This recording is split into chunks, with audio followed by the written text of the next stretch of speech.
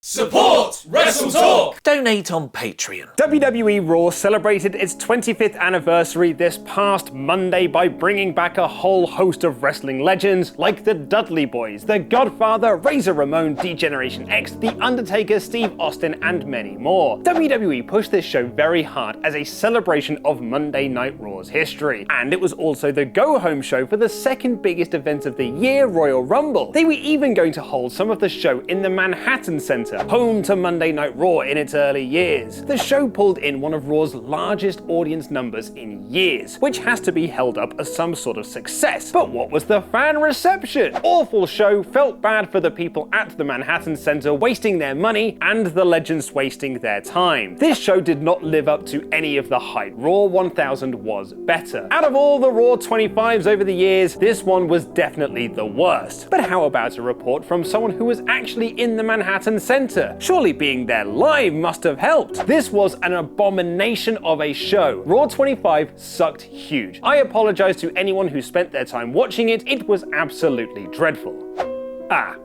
In fact, someone even took this photo of commentators Jim Ross and Jerry the King Lawler apparently falling asleep at ringside, although Jim Ross has denied this on Twitter. Looking back on Raw 25, the show got off to a hot start, with Steve Austin sunning both Vince and Shane McMahon, but it all sort of fell apart after that, trying to be both a nostalgia show while also building towards the Royal Rumble. So, where did it all go wrong? Well, first let's look at the elephant in the room, the fact that the show took place in two locations. The idea of doing Raw from the Manhattan Center is a great one in principle. It's where the first episode of Raw aired from back in 1993, and people have a lot of nostalgic love for it. In fact, the ones who went to that location to see Raw 25 were the most hardcore of hardcore fans. Some in the audience have even said they paid upwards of $800 for front row tickets. That's the sort of price you'd expect to pay for WrestleMania. For that price, you would expect quite a bit, right? Well, what did they get? The Undertaker cutting a promo, a short unadvertised match between Bray Wyatt and Broken Matt Hardy, and the DX NWO Balor Club 2 Sweetathon. That's it. Of the 3-hour Raw broadcast, the Manhattan Center audience got 30 minutes worth of actual product. The following day, Twitter feeds were filled with that video of the crowd chanting bullshit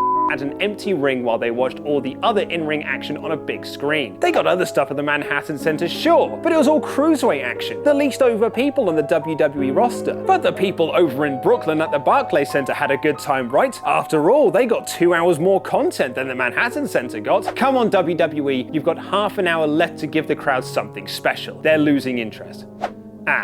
Yeah, following the awesome segment with Austin and McMahon, we got a redundant 8-woman tag match, people being paraded on the stage, some backstage skits, and Titus Worldwide versus Heath Slater and Rhino in what was essentially the main event for the Barclays Center. They also got Roman Reigns versus The Miz, which was a great match, and Elias attacking John Cena, but are those killer segments and angles befitting the 25th anniversary of Monday Night Raw? Ollie mentioned in his Raw 25 review that Raw 1000, the last time WWE had a landmark episode, had the shock twist of the knife when CM Punk turned heel by attacking The Rock, which would eventually pay off in their Royal Rumble match in 2013. It also created an excellent run for CM Punk as he continued his amazing record-breaking WWE Championship reign. Raw 25 didn't have that. You didn't even have Heath Slater versus the Legends, unless you count the Dudley Boys, which came very late in the show. Coming 6 days before the Royal Rumble was also an odd choice, as all the Rumble build played second fiddle to nostalgic cameos. However, in this day and age of the WWE Network,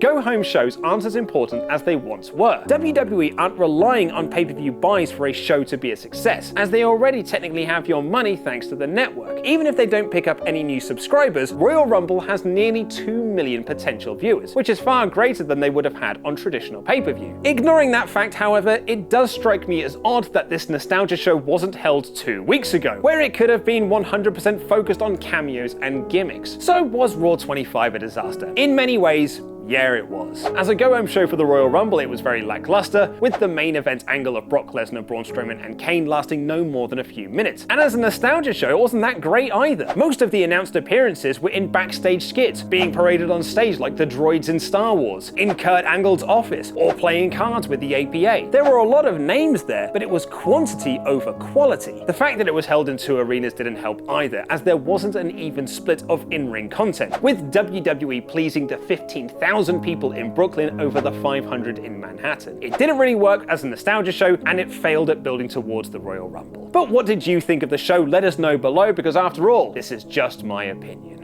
What are some of the biggest Royal Rumble botches of all time? Click the videos on screen right now for more awesome wrestling content.